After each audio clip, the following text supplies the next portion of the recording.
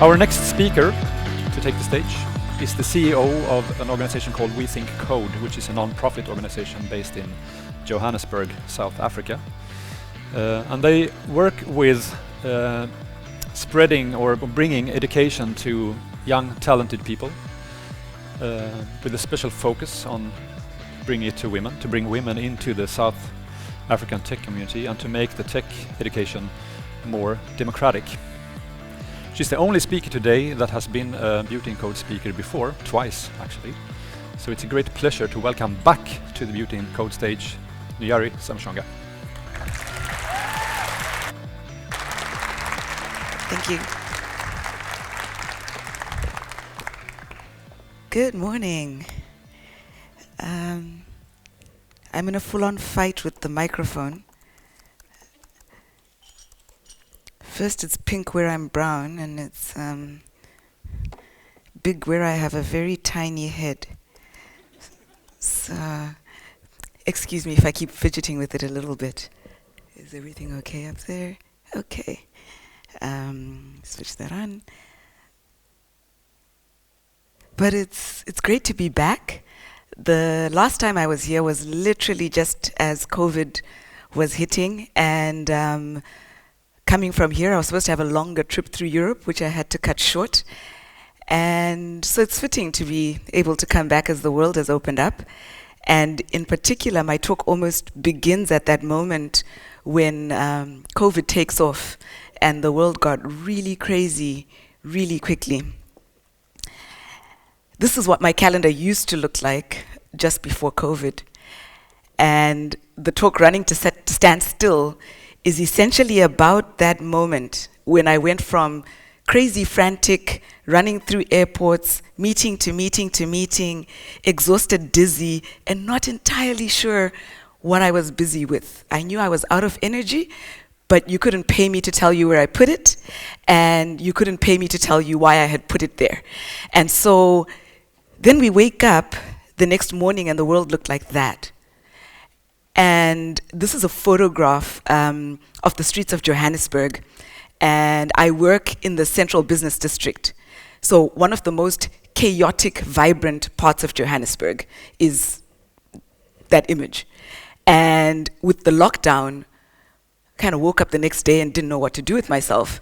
So part of it was obviously withdrawals from being crazy, busy, self-important lady to, okay, so I can't go anywhere. No one can go anywhere. What's my job again? Can I do it from here? Where are the students? And so when you look at this view, just past that bus terminal you see over there, just in front of it, is where the We Think Code campus is. So ordinarily, there would be just young people walking up and down. There'd be minibus taxis going up and down, people hooting and honking and mad at each other. Yeah, this is the same view from the other side. We are located just across the liquor store. We self-medicate when it gets too stressful. And so that's where we're located. And the streets went quiet. And I was forced to introspect. There's this weirdness about stillness when you've been in constant motion. Quiet can be quite intimidating. You suddenly find out what you really think about things, other people, yourself, the world. You start to wonder, am I relevant when I'm not like buzzing around and dancing on stages in Beauty in Code? And what does tomorrow look like? And COVID is obviously, it's not over, it's still ongoing. A lot of people lost their lives. Some people survived and are still carrying the weight of that, either the grief of who they lost or the physical challenges. But within it, we had to find a way to move forward. So I'm Shona, I'm from Zimbabwe, small country in southern Africa, just on top of South Africa, which is where I live now. And we have a saying in Zim, which is kumanya handi kushika. And what it literally translates to is, running is not the same as arriving. And so sometimes when you're too busy, too fast, too quick, it's almost an anti-pattern, a sign that you won't get there. And I feel like that's what that moment meant for me. So I went back, first principles. What am I busy with? What is my job? What is my purpose? And in this particular phase of my life, it is democratizing access to tech education in South Africa. And so if you look globally, even if you do a cursory glance across the room, as tech, yes, we have a problem. It's okay, we can admit it. 20%, globally, 20% of people in technical roles in software are women. The other 80% are the 80% of the people in this room. And so my work at We Think Code is about bringing young people into technology, specifically bringing young people from low-income backgrounds into technology, because in South Africa, tertiary education is paid for.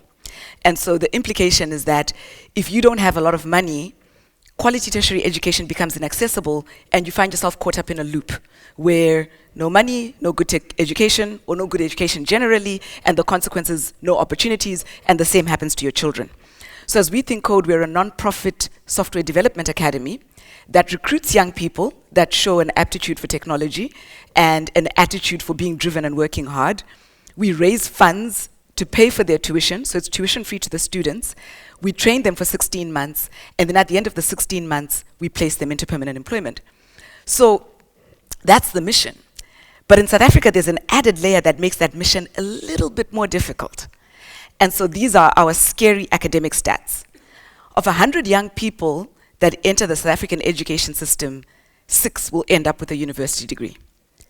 And that's not tech, that's everyone. The doctors, the engineers, the nurses, the teachers, the artists, everybody is included in that 6%. And what that means is you have to ask yourself the question, are the 94%, do they have nothing to contribute? Is that why, they're not in that top bar?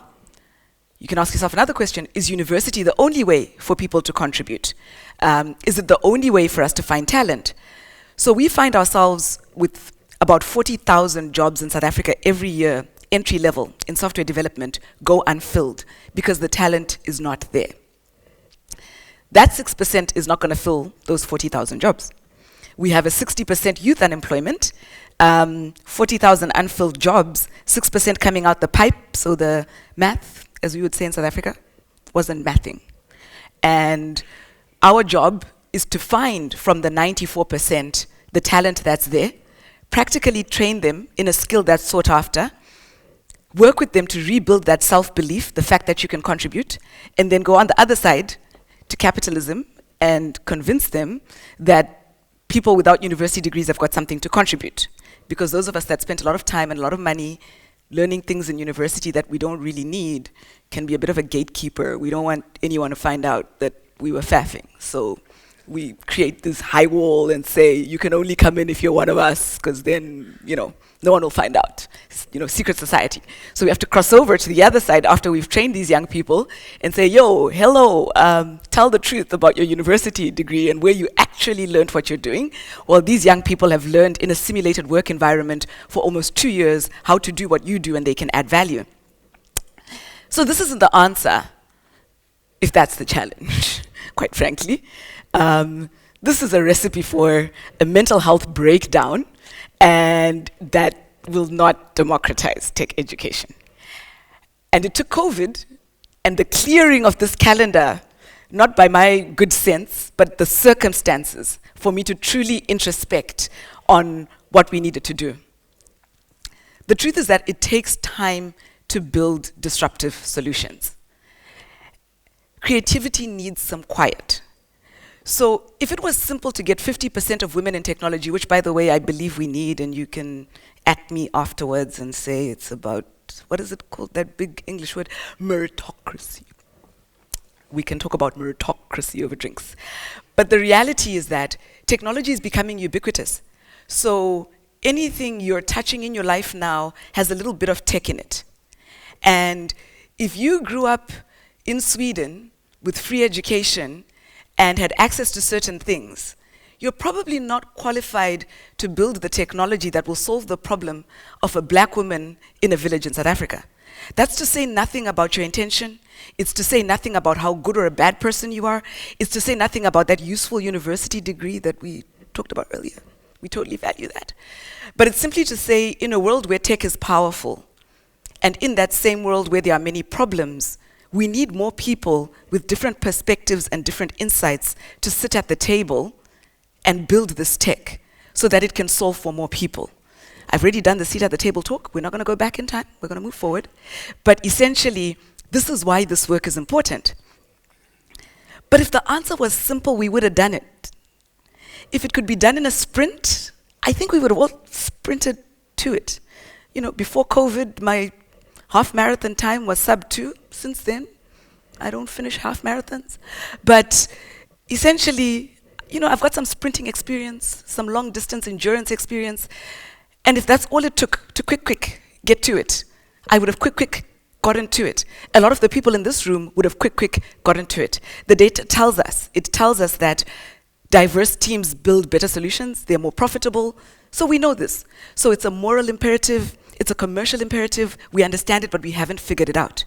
And in the real part of the world where I come from, mobilizing the resources to make it possible becomes an added complexity to the social reasons why we tell our girls that they shouldn't code, why we tell women that this is for men. Someone straight up told my grown ass that, you know, because you're a woman, you don't like technical things.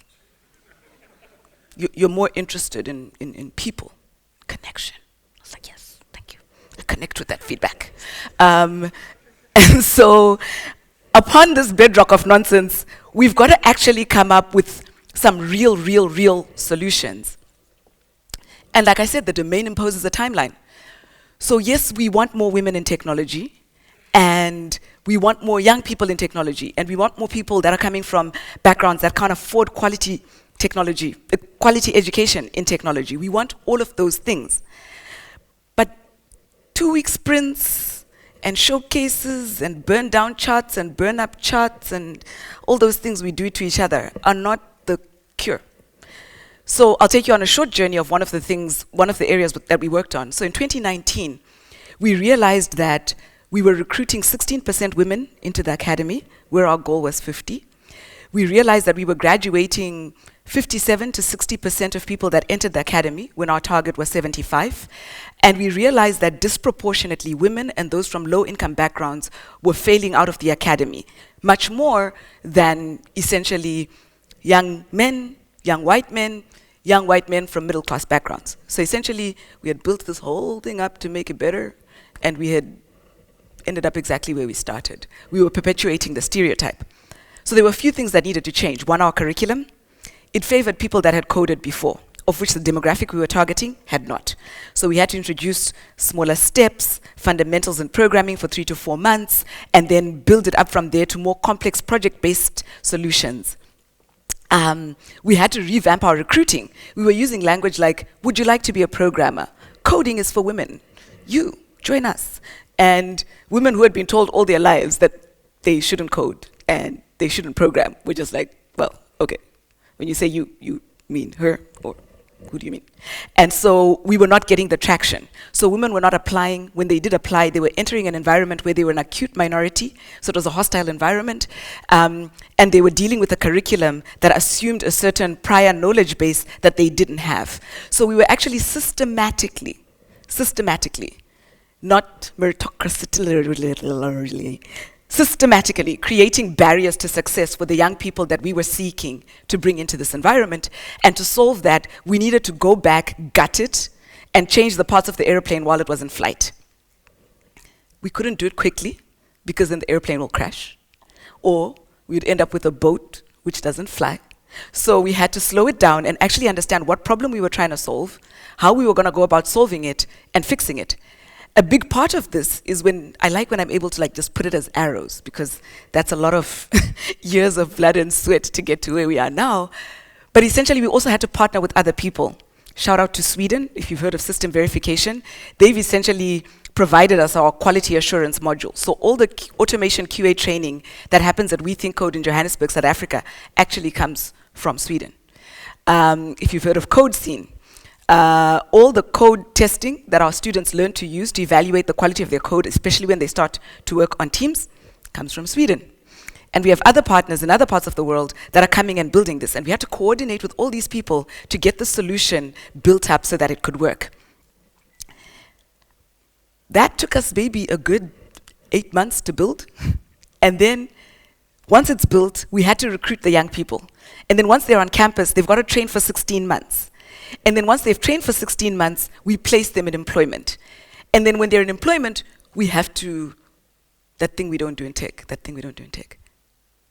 wait. Oh my God, revolutionary. We had to wait because running around, shuffling, screaming, having meetings, talking, all of that doesn't make it go faster. It doesn't make it better. We had to wait because we view the proof of the pudding as being in the tasting. So we had this interesting chat at dinner yesterday because someone who's from Britain said, is there any pudding? And someone who's from Sweden assumed they literally meant pudding. They meant dessert, of course, which is what they call pudding in Britain. So the proof of our dessert and or pudding is in the tasting, which is to say only when our graduates are in employment and we get feedback from employers, and we get it in two parts. One, when they sign them on permanently and give them jobs, because like I said, 40,000 unfilled jobs, so the jobs are there. So the hypothesis is that if the graduate is qualified and the jobs are there, and you put the graduate in the job, they'll stay in it. And so that's our ultimate test of success. And to get there comes a point when we've done all that we can do, and we must wait. And so we wait. Essentially, our domain imposes on us a 20-month feedback cycle. And what we usually do with 20-month feedback cycles is we have big meetings and say, what? Can I get in 12 months? Can you increase female representation? What's the data? What are the stats? Have you read the newspaper? There's this new other academy that's coming into South Africa and they're going to eat our breakfast and we're going to be out of business. Get it done now. It's like, really? They're going to eat my breakfast now? Where were they? Like, when I was trying to get into tech, they should have ate my breakfast then. I would have joined. And so there's this antiquated sense of urgency and emergency that has got actually nothing to do with what's going on the ground. And the tragedy is we buy into it. We buy into this idea that, everything that needs to happen happened yesterday, you're already behind. Like, you're getting out of bed now. What? Do you know where everybody else is? Across the line. Where's the line? We don't know. How? We don't know. We haven't defined a problem. We haven't defined a requirement. We haven't defined a solution. What we do know for sure is we're late. And that's problematic. But it's not just at We Think Code in training young people. We tend to overestimate the impact of technology in the short term, what you do in the sprint, and underestimate the impact of technology in the long term, which are decades-long cycles of change. Let's look at the iPad. So, thank you, Dan. Free plug. I was struggling with an example, and after a few bottles of wine, we had a brainwave, and it was the iPad. So the iPad was actually conceived of before the iPhone was conceived of, and yet was released after the iPhone. The first time Steve Jobs talked about this computer book that links to the radio so that you don't have to plug anything and you can know what's going on, 1983. Ladies usually don't disclose, but I was one. That's when this idea first came out of the iPad. Their first attempt at an iPad that they actually released, 1993, bombed. Nobody wanted to use it. It didn't connect to this. It was clunky. It was whatever. They even have a second prototype that they produced that they never released and went through these phases. It wasn't until 2000 and, checking the data, 10, that the first iPad is announced. A few years after the iPhone, which hadn't been conceived of in 1983, which hadn't been prototyped and built to bomb once, twice,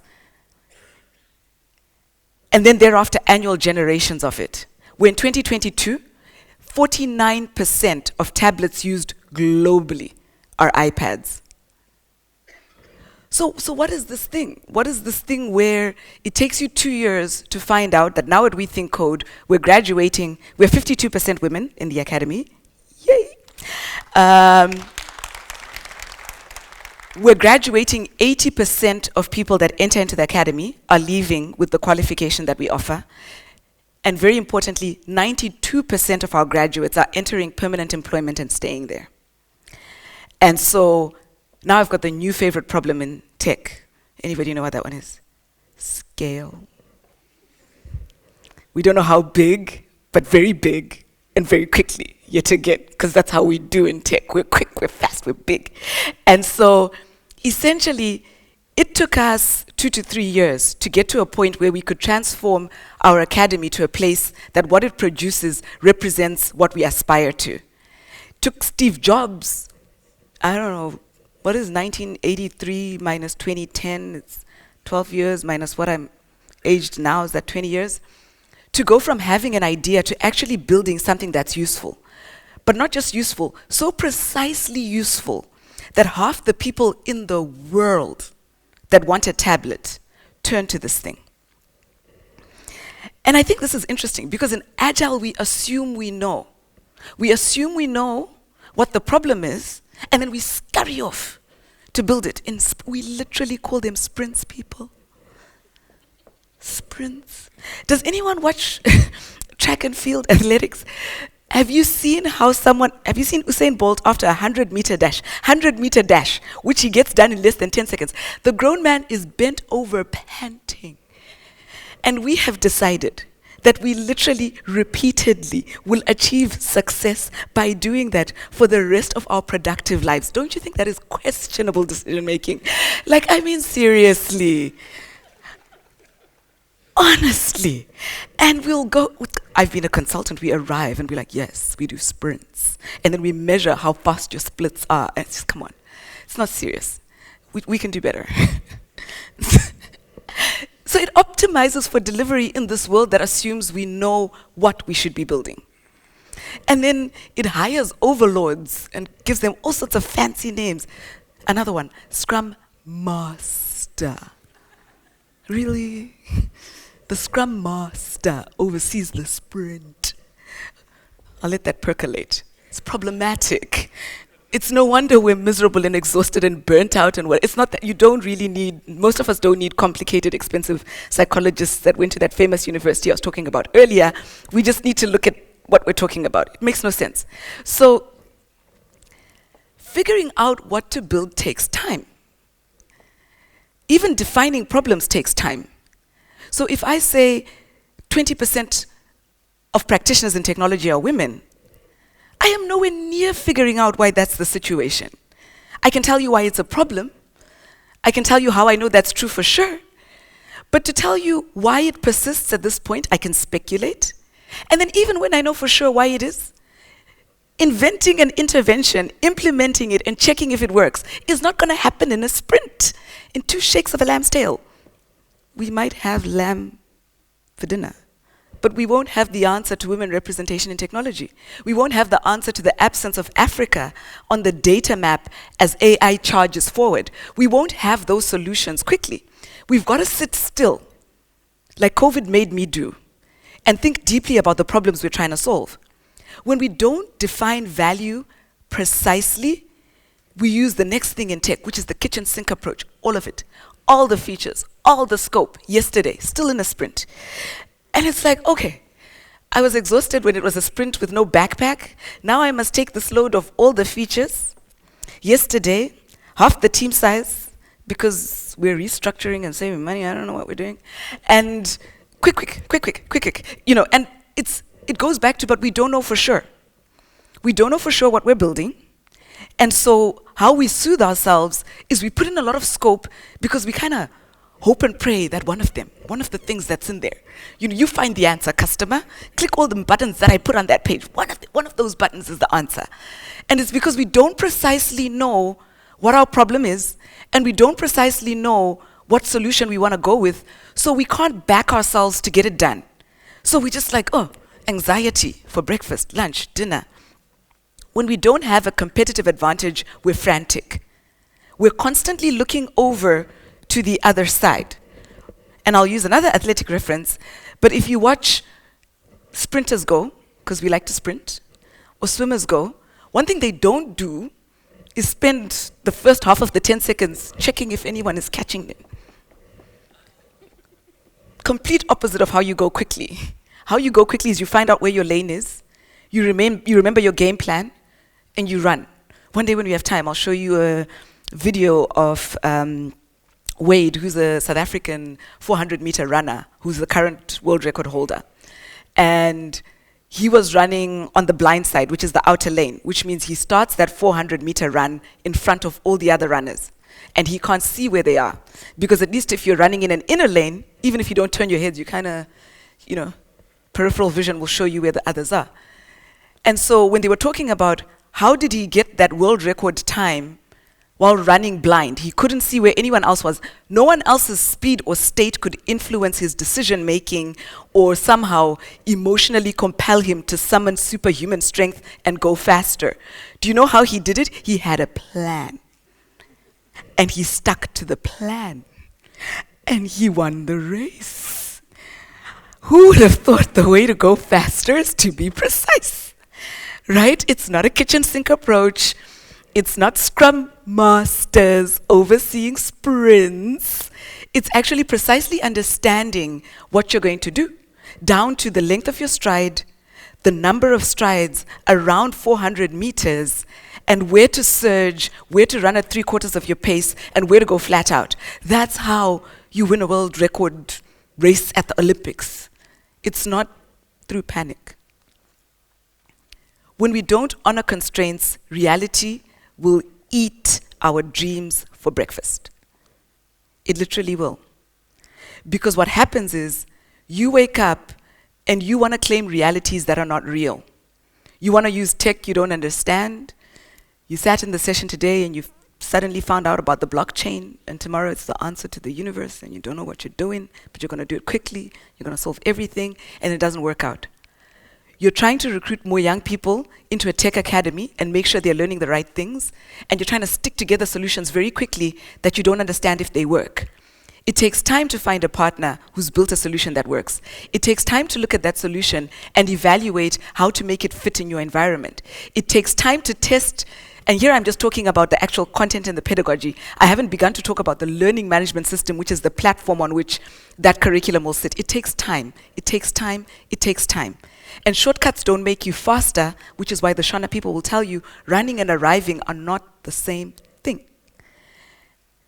And so essentially, when we don't honor these constraints, when we don't understand what our competitive advantage is, when we don't understand why what we do matters, we're frantic, we're all over the place. Everybody is a threat to our safety, to our security, to who we want to be when we grow up, because we don't know why we matter. Right? So we fill up our calendars like Nyari used to do, and that calendar is scary, because you fill it up, you notice it's blue everywhere, there are meetings everywhere, there is no time to do anything. Those are all meetings of interacting with other people and creating items to do that I never got to do, because then I was running into the next meeting. Strange.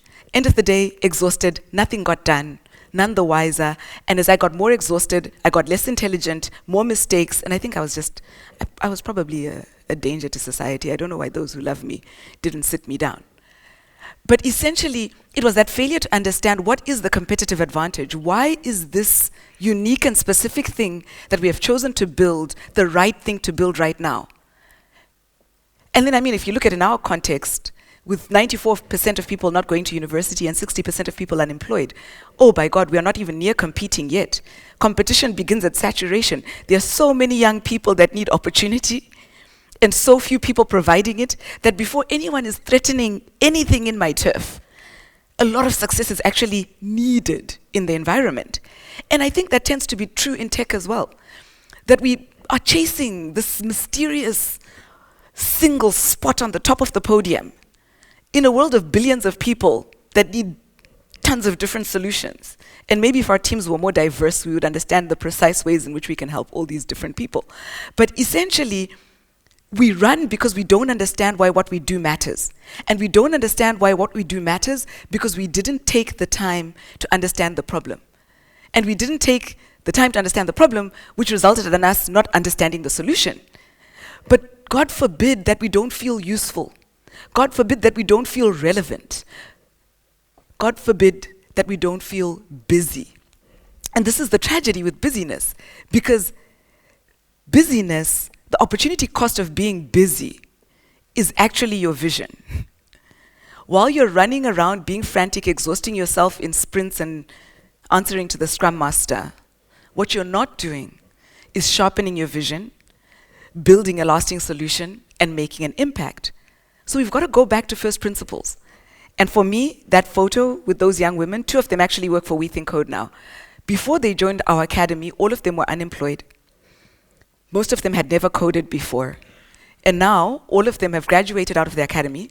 All of them are working. 2 of them at We Think Code. 1 of them is actually running our sourcing and recruiting and is at the center of building up to this 52% representation. Precision saves time.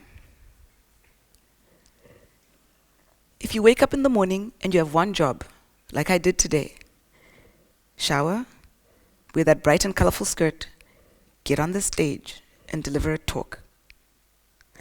You don't scurry around like a chicken without its head because you got one job. So you do the one job. You do it carefully, you start at the beginning, and you finish at the end. And guess what? You actually know where the end is because you know what the one job is. And I know because someone in the back is going to start waving at me and tell me I'm out of time. And that means the job is done. Right? So you wake up with one job, and precision will save you so much time. You cannot outrun your ignorance. I don't know if anyone's ever been in those conversations with that person who doesn't know the answer. And the more you ask the question, the longer the sentences that respond get. And it boggles the mind. Is literally this kitchen sink strategy of like, if I just keep saying stuff to her, at some point she might be convinced that I know what I'm talking about. Where the contrary is true. If you can just precisely give me a single answer, up to and including I do not know, you likely build a better reputation. But in my view, if we can precisely know for sure what it is we are busy with, then we don't have to sprint. We can take a casual stroll. We can stop and smell the roses. And I mean, obviously not right now in Sweden because we've got the whole situation with the cold outside. But, you know, when the sun comes out and temperatures reach a certain level, roses do bloom. And it is lovely to stop and smell them. And precision gives you that steady, sure-footedness that you move from point A to point B because you precisely know where you're going, you precisely know how you're going to get there, and you precisely know why. Know your limits. Passion alone cannot bend reality. And I have a niece, she's 4, she's convinced it can. And I have seen her go at it with her little body, trying to turn and move something that's too heavy. And then I've also seen her kind of collapse out when she realizes it's not going to happen. But then what she has the benefit of is like, you know, short concentration span. So seconds later, she's on to the next thing. Unfortunately, what we're doing is we're moving millions of dollars, not rands, which I was about to say, millions of dollars, millions of euro of money around. We're spending a lot of time. We're making a lot of promises. If you're like me, you're showing up on the TV, making sentences and convincing people that things are coming that are not coming. Soon, done, works on my machine, those things. We're telling those stories. Right? And passion alone, passion about the status of the product, will not a product deliver. Working code will deliver a product.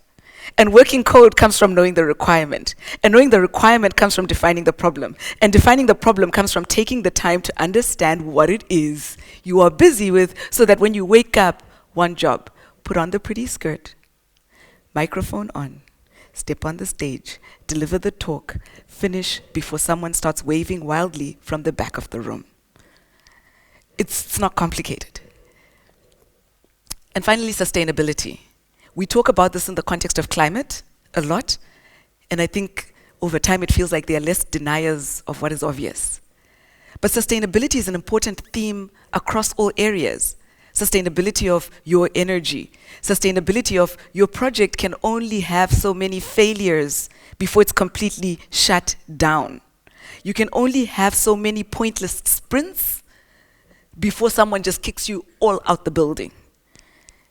You can only be master and overlord of a scrum for so long with no product before someone is like, what you the master of again? And so you've got to look at it from that perspective and say, is this pace sustainable? Is non-delivery sustainable? Is dishonesty around what you're doing sustainable? Is dishonesty around delivery sustainable? And if the answer is no, just stop it. Just stop, you know? Like we've gotten to that age in life. We can just stop. And rather go back to the beginning, first principles. What problem are we trying to solve? What is our strategy to solve it? How will we know when it's working? And then wake up in the morning and get at it at a steady pace, and stop to smell the roses. Finally, in concluding, it turns out this is a Greek proverb. I think I watched it in a movie with Ricky Gervais, which is, society grows great when old women plant trees, the shade of which they know they'll never sit under. And this is something that's become particularly important to me as my work has moved away from building software products and building people that build software products. Because the thing that I am busy with trying to create right now isn't something that happens quickly. It's something that is real and lives in places that I don't get to go. And my one wish is that I can be an irrelevant granny rocking in a chair and know that this thing will live on and continue to make the necessary impact to build a more equitable world where the tech that we all use is created by a community that represents all of us that use it. And part of what puts us in this frantic, high-paced, soul-crushing rat race is this fact that we need the gratification for ourselves, and the only way we know it is if we buy an artificial tree, because guess what? It's full height, full bloom immediately. And yet the reality of it is, for our own good, planting the seed and letting it grow with the full knowledge that it comes into full maturity long after you're gone is how you start to build meaningful, useful things, valuable things, things that last, things that have, another favorite word in tech, value, true value. And so I'll leave that with you and say thank you for your time. And no one is waving frantically at me yet, so I think I got the job done. And thank you very much for your time.